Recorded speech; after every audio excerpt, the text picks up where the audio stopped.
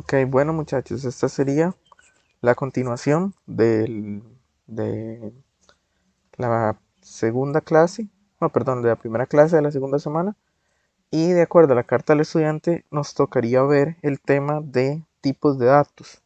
Va muy de la mano con lo que vamos a necesitar para la tercera parte de definición de variables, pero vamos a abordar primero que es más corto, y ver algunos ejemplos de qué son los tipos de datos, por qué es importante conocerlos y también para qué nos van a servir en el curso. Ok, entonces yo aquí tengo, vamos a ver, ajá, ya tengo que abierto el cuaderno en Jupyter, que también va a estar en la plataforma eh, de este tema. Ok, entonces en programación, en computación, como lo quieran ver, los tipos de datos, así como en mate tenemos conjuntos numéricos de naturales, enteros, racionales y reales.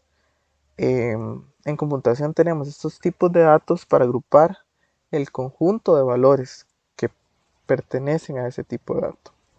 Es decir, simplemente es una clasificación que nos permite identificar el valor de alguna variable, de alguna constante que tengamos, de qué tipo de dato es. ¿Y por qué nos interesa conocer qué tipo de dato es? Más que todo es para conocer qué operaciones podemos realizar o no sobre ese tipo de datos. Por ejemplo, en clase vimos que cuando intentamos sumar algo muy extraño como una palabra que era una cadena de caracteres con un número, Python se quejaba, decía que no puedo concatenar un string, un str, que es un tipo de dato que ya vamos a ver más adelante, con un flotante, que era los datos, los números decimal que son reales. Había que hacer unas conversiones de tipo para poder operarlos. Esas operaciones son fundamentales porque, primero, nos evitan errores. Segundo, sabemos qué resultado vamos a obtener cuando hacemos operaciones de este tipo, porque realmente Python intenta hacerlo, no avisa si va a fallar, ya cuando falla, falla. Pero la idea es evitarnos este proceso de fallar con eso, y también muchas veces necesitamos saber el tipo de dato que estamos leyendo, no sé, tal vez de un archivo en Excel, eh, este, de un archivo en un blog de notas también puede ser, que vienen datos tal vez estadísticos, y qué pasa si es vacío, si es un texto vacío, o si es un número con tantos decimales, puede afectar en los cálculos también, o tal vez estamos leyendo enteros y vienen números flotantes y estamos matando decimales que ocupamos para hacer algún cálculo, perdemos precisión también. Todos esos problemas pueden surgir, por eso es muy importante conocer los tipos de datos. Ok, volviendo a las representaciones y la precisión, en la clase anterior vimos que todos los números, todas las letras, inclusive todos los caracteres que se representan en la computadora utilizan el sistema binario, es decir, dígitos binarios 0 y 1, que también se conocen como bits, es otra forma de llamarlo. Y pues bueno, no es infinita la capacidad de bits que tenemos para representar. Actualmente los números son muy grandes y hay bastante espacio para almacenar números, pero siempre es una cantidad finita para la representación de un número. Por ejemplo, si queremos representar el número 3 en binario, ¿cuántos dígitos necesitamos? Habíamos visto que el 3 en la clase anterior era un 11 en base 2, en base binaria. Solo necesitamos 2. Pero ¿qué pasa si empezamos a crecer con más números, como el 10.000, 20.000, 1.000.000? ¿Cuántos necesitamos para pasar 1.000.000 a binario o 10.000 a binario? Ya empezamos a necesitar más dígitos, más bits para la representación en base 2. Ok, vamos a ver, ok. La diferencia entre más que todo este tipo de representaciones es la precisión.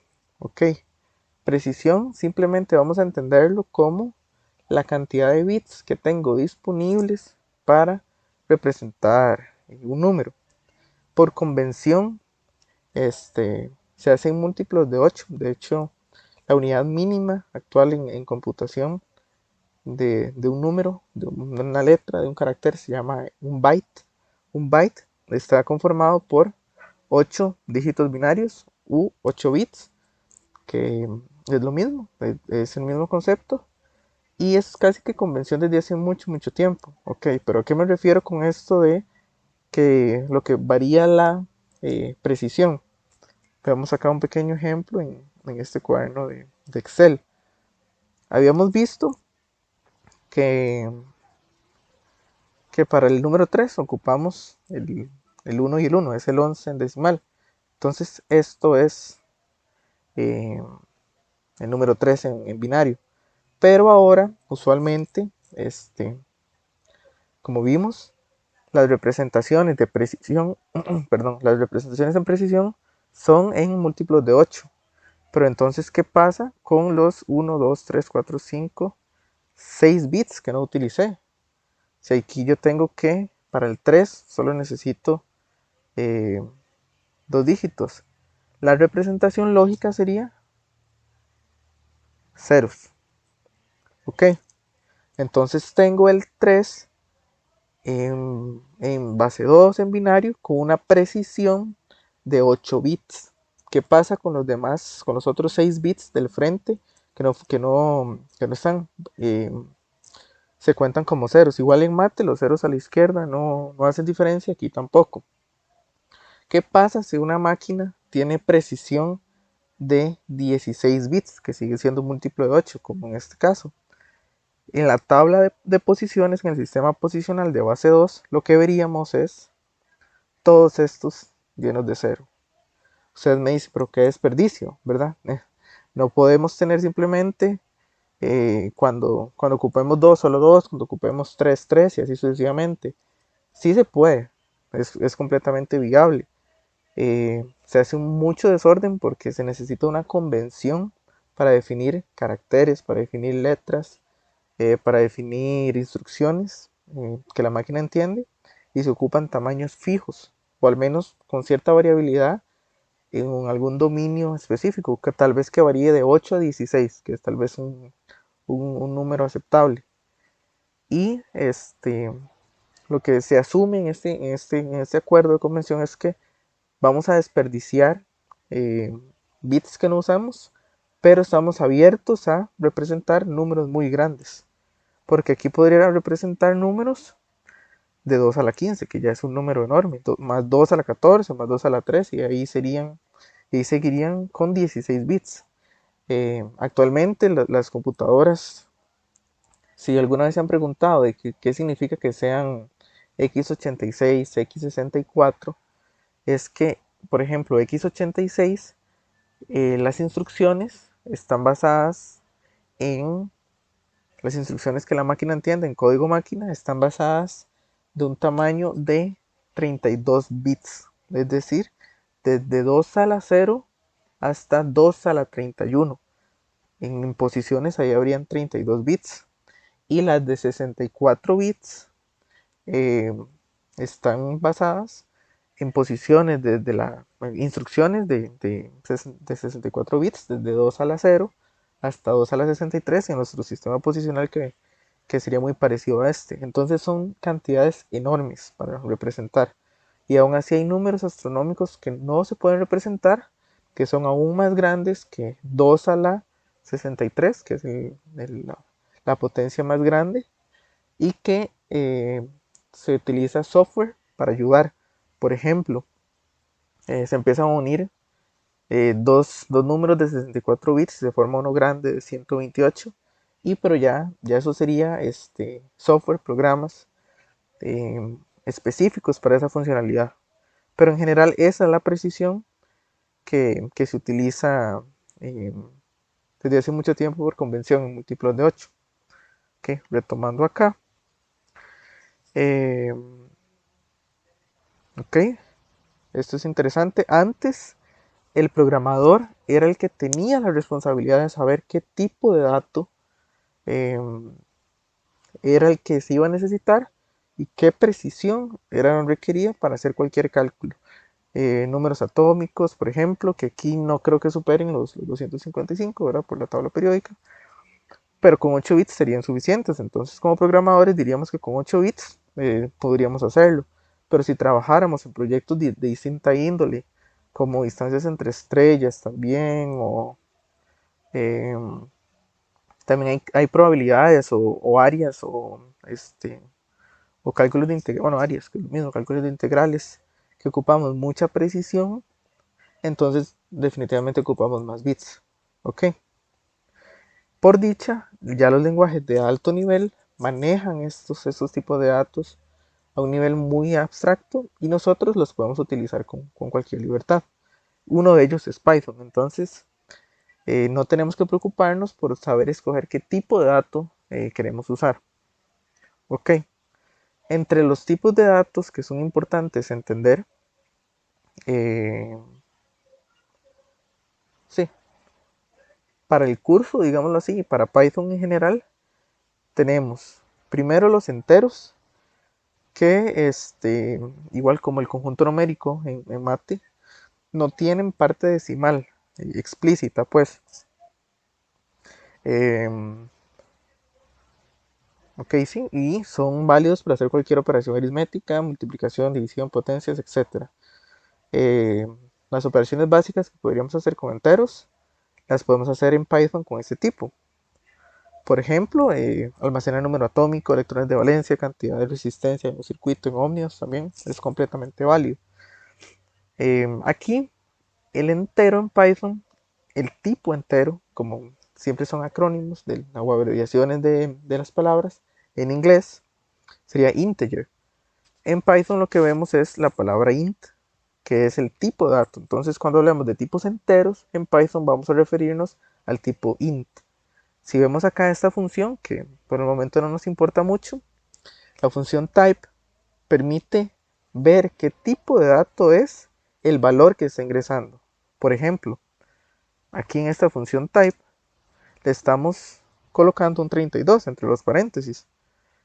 Cuando le damos correr, nos va a decir que el tipo es int, que es el tipo entero, el nombre entero que se maneja en Python. Ok, viendo los números reales, que ya tuvimos una pequeña aproximación con un ejemplo en clase, cuando leímos el volumen para calcular el lado para calcular el volumen del cubo y también de la conversión de Fahrenheit a Celsius. Eh, el flotante es el punto decimal, los decimales, las cantidades reales para almacenar en la computadora. Algunos ejemplos de eso serían la masa atómica, la resistencia de un receptor, distancias, cantidades de materiales, también fracciones. Todo tipo de número con decimal es de tipo flotante, ¿ok? Entonces, por ejemplo, el tipo, perdón, usamos la función tipo para probar qué tipo es el valor 11.0 y nos va a decir que es float. Float es, por un nombre histórico que ya vamos a ver rápidamente, es el valor float, flotante, es la definición que se le da a los números reales en Python y en muchos lenguajes de programación.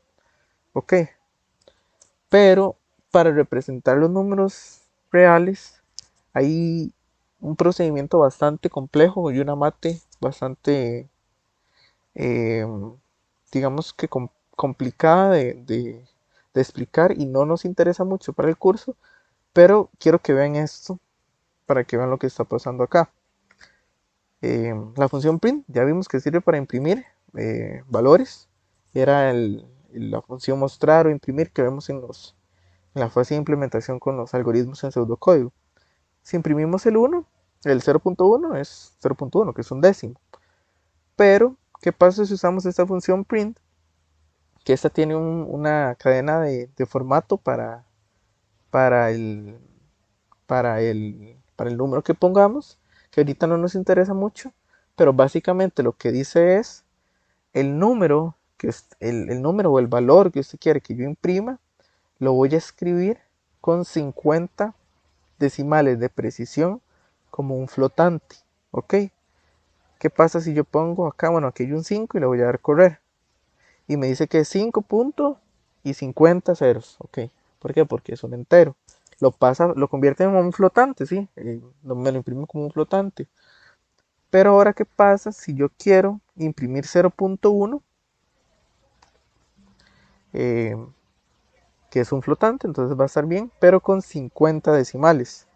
Esperaríamos que dijera 0.100000 con 49 ceros hacia la derecha, ¿verdad? Pero ¿qué pasa si le damos correr? Vemos que al principio está 0.1, varios ceros, y empezamos a ver números un poco extraños que pareciera no tienen absolutamente nada que ver con el cálculo. Pero entonces, ¿qué está pasando acá? Si simplemente pedimos más precisión. 0.1, si pido más precisión sería 0.100, 1000, 10.000 y así, que es lo mismo. Lo que pasó acá es que para representar cualquier número flotante en computación con computadoras, lo que se utiliza es una aproximación. Nunca, nunca, nunca obtenemos el número exacto cuando el número es con punto flotante.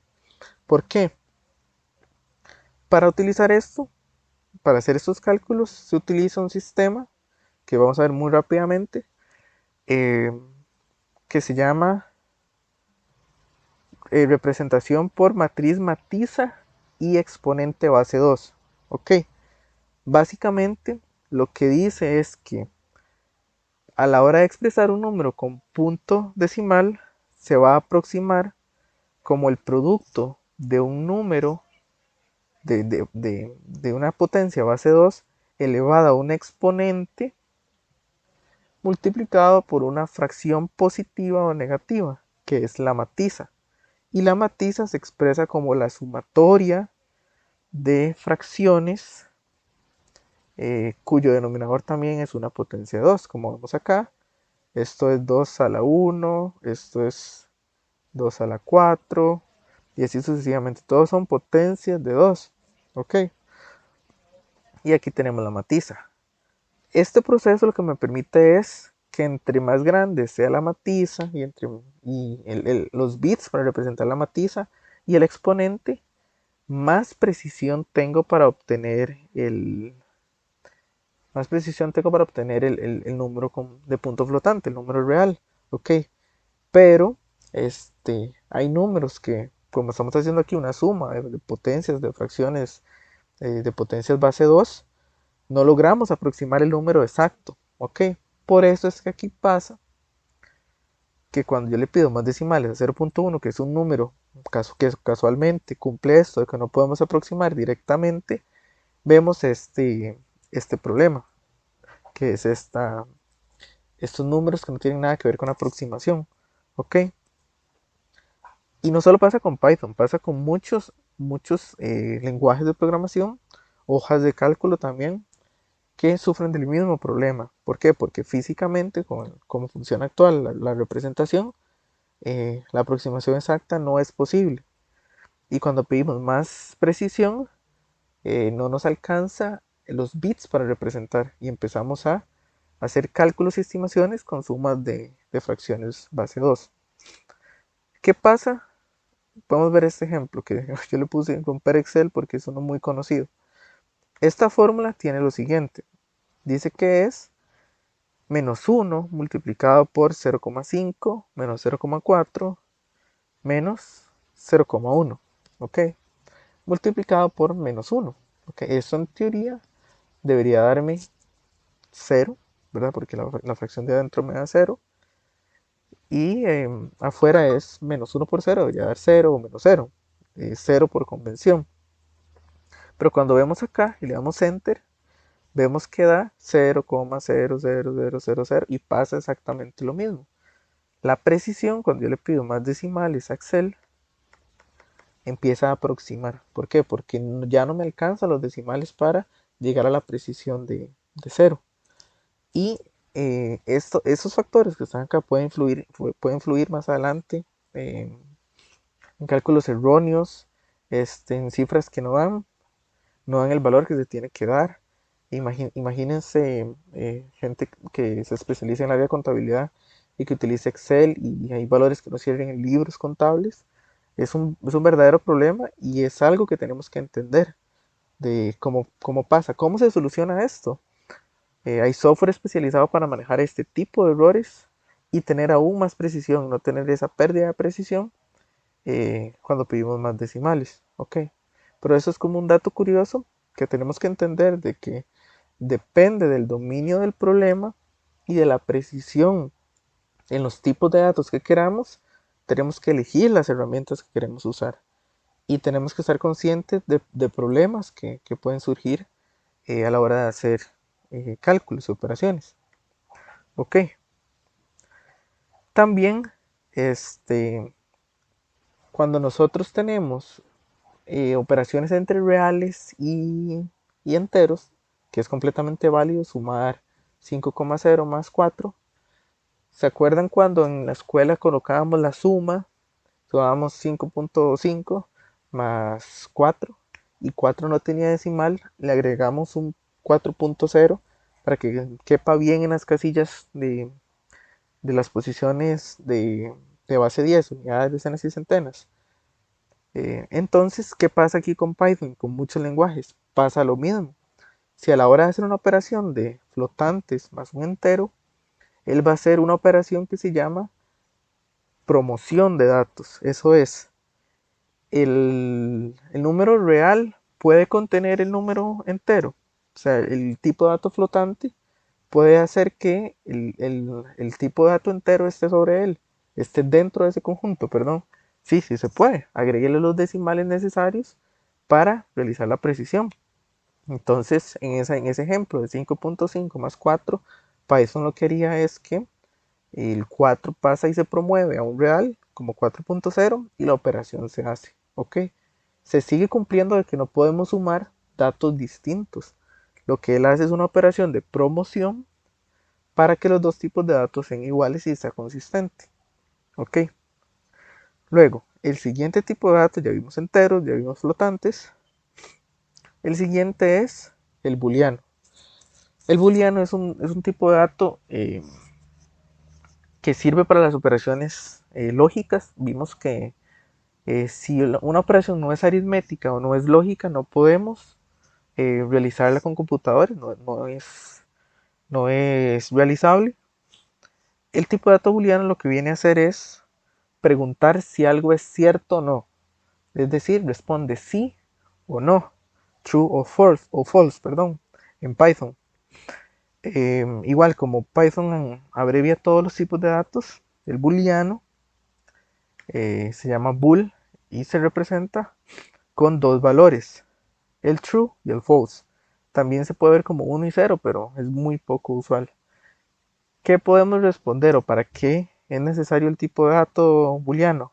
El tipo de dato sirve para responder a preguntas como ¿ese átomo tiene 8 electrones de valencia? Si respondemos con gramática en español diríamos sí, si tiene, no, no tiene. ¿Ese circuito es paralelo? ¿Sí o no? True si es paralelo, false si es en serie, por decir algo. Si probamos la función type con el tipo true y con el tipo false, vemos que es bool, que es ese tipo de dato. Esto lo vamos a usar mucho cuando tengamos condiciones. De hecho, ya vimos una en clase que estaba implícita en una pregunta cuando evaluamos la condición de que si el lado era mayor que cero a la hora de calcular el volumen. ¿Cuál es la pregunta? ¿Cuál es la respuesta a eso? ¿El lado es mayor que cero? ¿Sí o no? ¿True or false? Ok. Seguimos con el tipo de dato que es texto. El tipo de dato texto,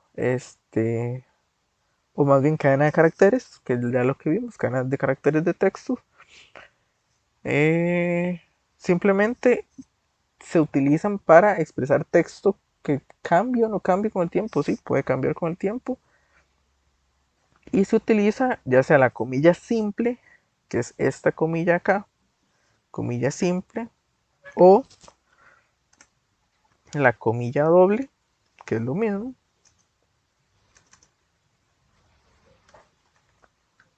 Y se llama string o str, que es la abreviación para Python. Ok. Y ok, comillas dobles, sí. Cosas que podemos enseñar con o podemos guardar con en variables de tipo string o str en Python. El nombre de un elemento atómico, algún texto, como se acuerdan que poníamos escriba el lado para el cubo, o no escribió un número válido, o digite los grados en Fahrenheit, por decir algo. Todos estos textos son de tipo string y es de tipo str. Si lo corremos acá, nos va a decir que es tipo str. Ok, retomando. Tipos de datos principales e importantes que vamos a necesitar en el curso para resolver cualquier problema. Tipos enteros, tipos reales, booleano y texto. Entero, números enteros de la vida cotidiana. Representación es de tipo int. Y un ejemplo sería el número 1. Números reales, que son exactamente los números reales en el conjunto en mate. Y es float en Python, como 1,00797. Y acá vimos también que pueden haber problemas de precisión y podemos perder precisión cuando los números son muy grandes o la representación de ese número es difícil de hacer o no es posible de hacer del todo bien con el sistema de matiza y exponente que brevemente vimos. Booleano, ¿verdad? Que es la base de las operaciones lógicas, responder si algo es cierto o algo es mentira, si algo es verdadero, si algo es falso, responder sí o no. Y en Python la representación es booleana, que es el tipo de dato, como el true. Y por último el texto, que simplemente sigue siendo texto, que vimos que se utilizan comilla simple, una comilla, comilla doble, y en Python es el tipo str. Ok, esos son los 4 tipos de datos básicos que tenemos que manejar y dominar bien. eh, y vamos a aprender también a dominar bien a lo largo del curso.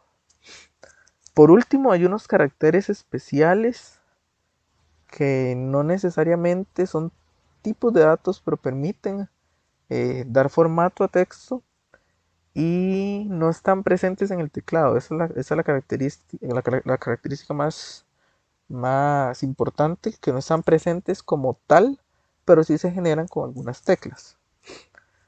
Por ejemplo, el salto de línea, la tecla Enter. Ustedes dicen cómo funciona el salto de línea. El salto de línea, que es la tecla Enter, es un carácter especial que simplemente va a decir que cuando esta línea termine, empiece en la otra línea. Ok. Eh, ok. Eh, la comilla simple y la barra, el backslash, que es este acá, sí, el backslash, sí, es ese, este acá, se utilizan para definir estos caracteres especiales. Por ejemplo, el enter va a ser el backslash n, el tabulador, que es el que usamos para indentar el código en Python, que ya lo hemos visto brevemente, es con una T, la comilla simple, que es una comilla simple, la comilla doble y el backslash, que es la barra, que por qué es doble. Sencillamente es, el primero me dice, voy a insertar un carácter especial. ¿Cuál carácter especial? El mismo, entonces va doble. Más adelante vamos a ver, pero dudo que utilicemos eso en el curso. La tabulación sí lo vamos a usar, slash t, el slash n también lo vamos a usar. Aquí vemos algunos ejemplos con un print. Aquí estamos imprimiendo el 1, el salto de línea, que es slash n, y el 2. Entonces, ¿qué va a hacer? En la primera línea va a imprimir el 1 y en la segunda línea va a imprimir el 2. Este no se imprime, ¿no? Porque es un carácter que es una acción que hay que realizar. Es un carácter especial. Si lo corremos, eso pasó. Ok. La tabulación, que es el T de la tecla Tab. Aquí dice que vamos a imprimir el 3, tabulación 4, tabulación 5, salto de línea, tabulación 6, tabulación 7, tabulación 8. Y eso pasó. 3, tab 4, tab 5, salto de línea acá, que es este. Vamos a la otra línea, ponemos el 6, ponemos un tab, ponemos el 7, ponemos un tab, ponemos el 8. Ok. Y por último, para poner la comilla simple y la comilla doble, usamos el backslash poniéndolo y luego poniendo el carácter que queremos, perdón. Por ejemplo, aquí la definición de dato es representación, aquí está la comilla doble, simbólica de un atributo o variable cuantitativa o cualitativa. Aquí está el otro carácter especial, que sería la otra comilla doble, y aquí cierro la cadena. No confundamos esta comilla, que es del tipo de dato texto del valor, con esta que es para que se muestre literalmente en el texto que estamos imprimiendo. Si seguimos acá, el resultado del print dice que es la definición de comilla simple, dato, comilla simple es comilla doble, que es la que pusimos acá, representación simbólica de un atributo o variable cuantitativa o cualitativa. ¿Puedo poner más para probar? Sí. ¿Qué tengo que hacer? Poner el backslash y comilla doble. Y puedo poner acá al final otro también. Backslash, comilla doble. Lo vuelvo a correr. Vamos a ver. Ah, perdón. Puse doble acá. Listo. Ok. Ven que ahora está comilla doble, comilla doble, comilla doble al final. Ok. Entonces eso es si queremos insertar estos caracteres especiales o queremos imprimir, de hecho vamos a hacer más adelante, creo que en una tarea, hay un ejercicio de imprimir datos tabulares como una tabla. Vamos a necesitar esos caracteres especiales. Ok. Entonces de este tema sería todo y nos quedaría uno más, que es el de definición de variables y el uso de variables, que es el siguiente tema de acuerdo a la carta del estudiante. Eso sería todo, muchachos. Muchas gracias.